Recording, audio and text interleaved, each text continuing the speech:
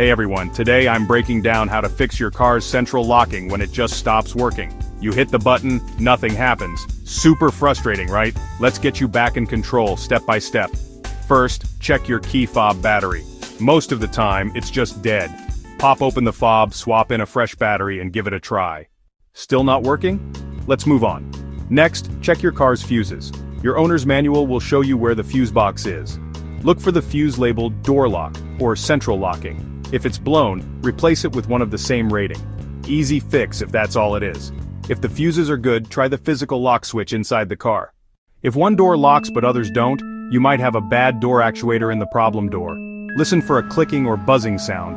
If you don't hear anything, it's a sign the actuator is dead.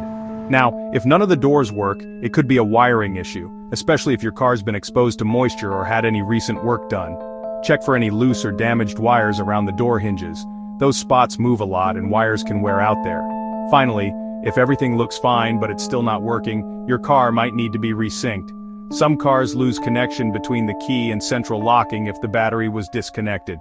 Check your manual for resync instructions. It's usually as easy as turning the key to on and pressing a button. Remember, if you're not comfortable with electrical stuff, it's totally fine to call a pro. Don't risk it if you're unsure. That's it, quick and simple troubleshooting to fix your central locking. Try these steps and you'll save yourself some time and money. Thanks for watching.